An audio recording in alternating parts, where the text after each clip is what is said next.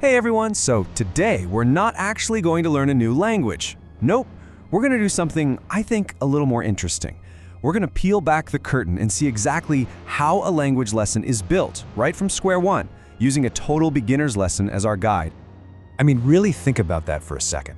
When you know absolutely nothing, where do you even start? It's a massive question, right? And it's the one we're going to tackle by deconstructing how the pros do it. And the answer, as we're about to see, isn't to just swallow a dictionary and hope for the best. It's all about construction. It's about building, piece by piece, starting with the most fundamental block of human connection. Okay, let's dive into that very first piece. Every conversation, every single one, has to start somewhere. And this lesson argues that the real starting point is the most basic concept there is, who you are. It all comes down to identity. So, boom. The lesson immediately throws you into the most useful phrase you could possibly learn. What is your name?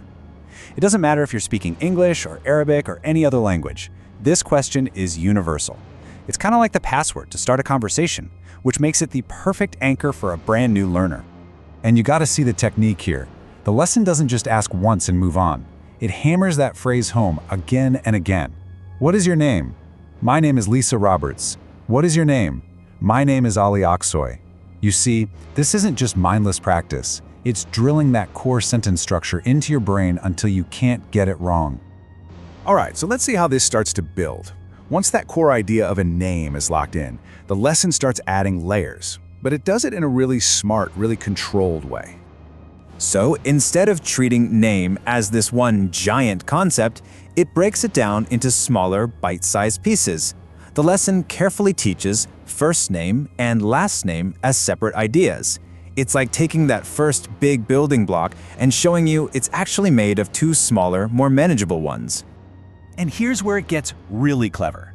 The next logical step is, how do you talk about these names? Well, you need a sense of ownership. So the lesson brings in possessive pronouns: my name, your name, her name. And think about it, this isn't just about names anymore. This is a crucial grammar tool that you're going to use for everything.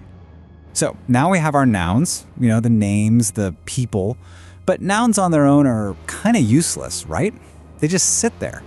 To make them actually do anything, to build a real sentence, you need an engine. You need some grammar. And the engine for basically all beginner language is the verb to be. It is the absolute backbone of identity.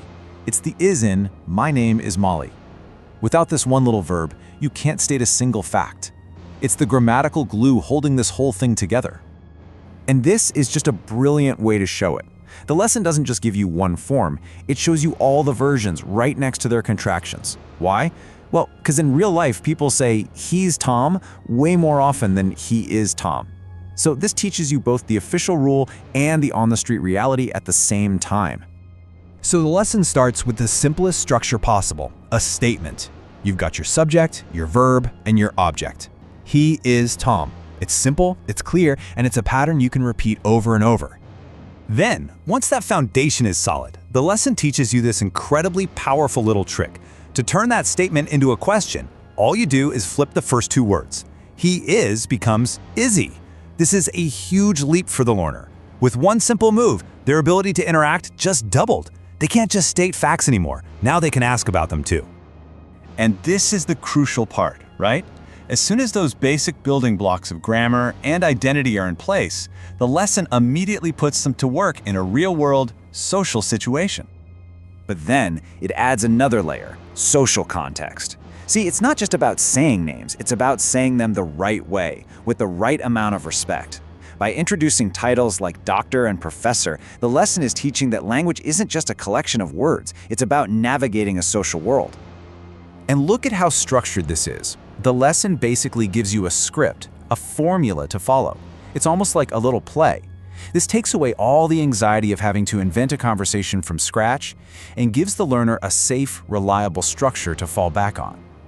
And by showing the formal right next to the informal, the lesson is actually teaching a super advanced skill, code switching.